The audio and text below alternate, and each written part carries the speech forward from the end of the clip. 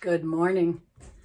Well, Rocky's up on the roof right now because we had our first hailstorm last night. And for someone with high anxiety like me, laying there listening to the hail hitting the rig, it was pretty stressful for me. He was sleeping in the back. He really didn't care. So we'll update you when he gets down to see if there's any damage. It sounded, I think, worse than it was because the slide is above my head when I'm in bed, and it sounded pretty nasty. I can hear him walking around up there. So we'll update you on that when he comes down. I wanted to also give you a couple of FYIs and a few things we've learned. One of the things I've learned is that probably every few days or so, you're going to want to pull that grate out and clean in there. I'm not going to show you how dirty ours was because it was disgusting. I have long hair. I use air conditioner, and it was pretty gross. Glacier. So that thing, I just use a little knife to just pry that thing up and then clean down in there. And then I rinsed it all out and got her spick and span. One thing you'll notice is that we don't have our thin shade in the door. Well, that broke the first time I used it. So I went on to the Lippert Facebook page, which we are part of, and apparently they have an issue with those, and I didn't even ask for a new one. So we'll just deal with it without. So Lippert, if you're listening, can you make your thin shades better just so that they hang in there, because it is a nice little feature to have. Everybody wants to know, what's the hail damage? None. None? None. Excellent. That's good. You kind of figured that though, didn't you? Yeah. What about the motorcycles? Anything? Truck? No. No? Wiped the hood off on the truck. It was on the roof. I'm gonna go and re-caulk some stuff. I didn't like the way they up there? Done. Yeah. Okay. Just so, the gutters. They needed to be, and I cleaned them all a little bit. Okay. Good. And that's a good thing to make sure that you go up on your roof, correct? When you get your rig and Most check for definitely. that kind of stuff. Yeah. Okay. If you guys aren't aware, the Brinkley G's don't come with a ladder on the back like a typical RV would. So this is the ladder that it comes with the rig. So it's one of those extension type ladders. What do you call them? I don't know. It works a lot better than the ones that we bought. Okay. Really? Yes, it Oh, slides good. apart real nice, and then it hooks, and then it goes up above there, so it's real easy getting off and onto the... Okay, so there's actually a bracket on the ladder itself that slips right into that rubber part up there. Yeah, and then there's another one in the back. Oh, okay. So wherever nice. your ground is more level, that's where you where you're going to want to get up there. So comparing this to a ladder that's on like our old rig that was attached to it. This is a lot easier. Is it? It's at an angle. Okay. The other one's straight up, so if you're carrying a thing full of tools up there, you got all that weight, and then you're trying to hold yourself like this instead of just walking up the ladder. Okay, so that's awesome. That's a great feature. So if you guys are kind of poo-pooing that idea, don't, because it sounds like it's going to work out really well. It's a lot nicer than the other ones. It only takes a second to pull it out and get it hooked up. Just wheel it up there and then hook it. Awesome. And this is where they keep the ladder. So that thing folds down into like 2 feet long, maybe, do you think, or 3? Yeah, 30 inches maybe, I don't know. And it goes right into this more ride drawer, which is pretty handy. Awesome. Go ahead. Rocky dumped the gray tank today.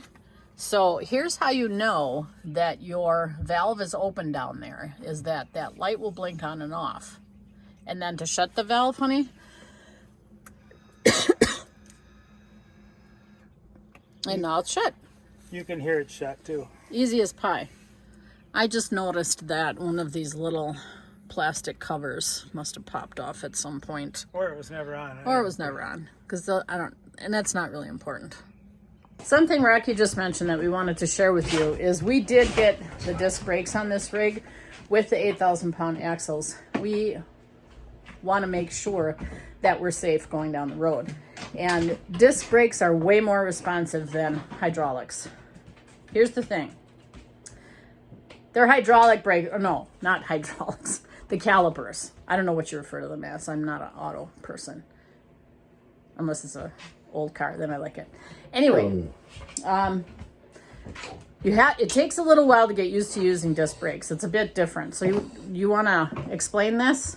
When you step on the brakes on the disc brakes, it hesitates for just a second, but it makes up for it once it it kicks in. Okay, so it takes a second for it to kick in. Yeah, it's just a little bit of a delay compared to the drum brakes. But they actually stop you. Okay. I mean, well, we got 3 axles now, but we're 4,000 pounds heavier, and when you step on the brakes, you could lock them up if you want to. So we did find that out on the way over here, didn't we, from Rapid City, because I made a little bit of an error on telling Rocky where to go, and we had to stop short. I didn't lock them up, but I didn't have a problem stopping. And it was because I was in the wrong lane, and then I quick swung over, and by the time I stopped, the trailer was still in the wrong lane a little bit. So I was on the brakes pretty hard, but I didn't stamp on them. Okay, but it did stop us in time. Oh yeah, it stopped a lot quicker than the drum brakes. I would have never done that move with the drum brakes. Okay, all right, that's awesome. Wanted to mention, my allergies again. You see how I have all these goofy things in that cabinet right there? Before we bring the slide in, all that stuff comes out and I put it on the bed. And the reason is because if for some reason we hit a bump and one of those items falls on the floor and you don't look, or it slides underneath the bed, we are going to have an issue bringing your slide out or in, whatever the case may be. So those things all get thrown on the bed. Another little FYI is when the slide comes in, and I'll show you guys that potentially later, there's a huge space under there, obviously, and there's a lot of dog hair under there. So if you guys have an idea as to how I can get that cleaned out, because of the angle, I can't get the vacuum cleaner under there to suck it out. And of course, that's where all the dog hair is going to go. And that's the one thing that kind of drives me crazy about these boys, is all the dog hair that's everywhere. One of my favorite things about RVing is meeting some awesome people. And we're losing some really good neighbors today. They're on their way. And Billy was an ex-police officer. He just retired. So we're so happy for him that he's out on the road now and having fun with his wife and their dog, Roscoe. Roscoe was an officer as well.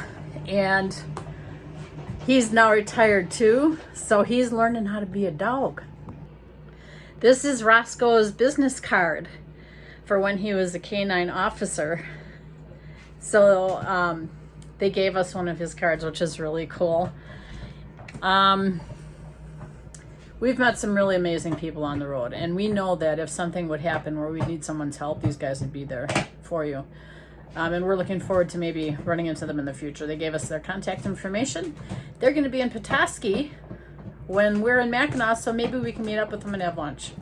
And that's all we've got for today, guys. We will be doing a review of how the rig performed within the next couple of days during this shakedown trip. And we'll let you know how things went. And did we make a mistake buying a Brinkley G3500? I think you know the answer to that. So you guys have a great day, and get out there and do it while you still can.